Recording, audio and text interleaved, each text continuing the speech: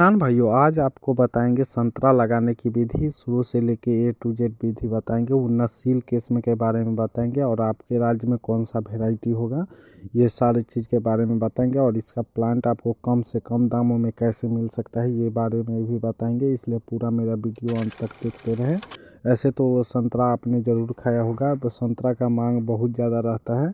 और संतरा इस समय तो आता है जो आपको डीप फ्रीजर या उसमें रख लिया जाता है, जिसे कोल्ड स्टोर में रख के लाया जाता है, वो संतरा रहता है। अभी तो कीनू बिहार में आया हुआ है, उसे भी संतरा कहा जाता है। ऐसे संतरा का खेती बहुत अच्छा होता है। ऐसे इसका खेती सबसे ज़्यादा लगभग 80% के करीब महाराष्ट्र में ही, नागपुर में होता है। नागपुर एक तरह से इसका समझिए तो हब है। लेकिन संतरा का खेती पंजाब, हरियाणा, हिमाचल प्रदेश, गुजरात, राजस्थान, उत्तर प्रदेश, बिहार के कुछ भागों में आजकल करने लगे हैं।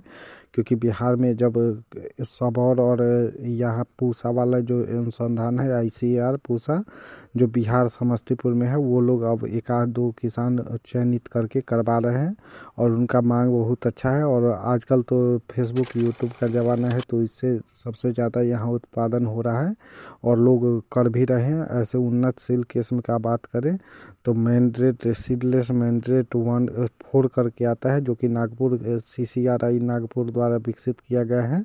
वो होता है नागपुरी संतरा। एक आता है खासी संतरा, आता है कुर्ग संतरा, आता है पंजाब देसी, आता है दार्जिलिंग संतरा, आता है लाहौर लोकल, आता है नागपुरी संतरा का विश्व भर में मांग है। जैसे मुजफ्फरपुर का शाही लीची वगैरह प्लांट जो होता है उसका मांग रहता है, वैसे ही नागपुरी संतरा का बहुत अच्छा मांग रहता है।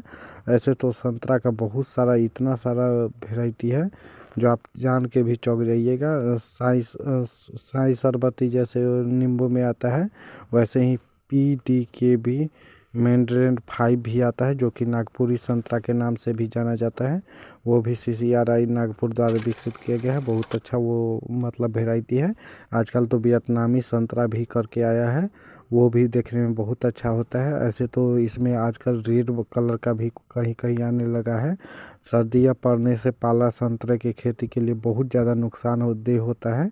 इसलिए सर्दियों के समय अगर बिहार UP में आप लगा रहे हैं तो वहाँ आपको कुछ वैसा देना होगा जो कि आप स्प्रे करते रहिए।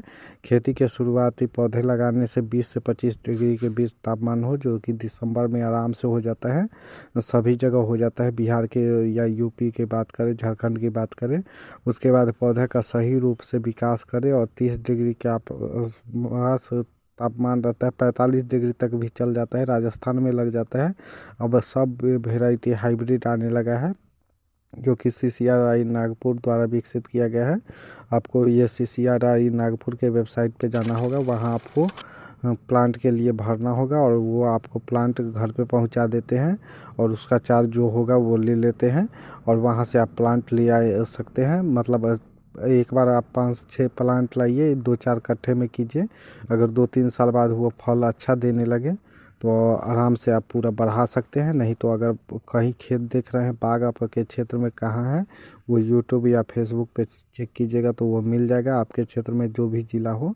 और वहाँ से आप बाग देख लीजिए, वो अच्छा चल रहा है तो आप वो आपके अपने घर में लगा लीजिए। इसके लिए कोई भी मिट्टी की आवश्यकता है, गहरी दोमट मिट्टी और pH मान 4.5 से 7.5 होना चाहिए।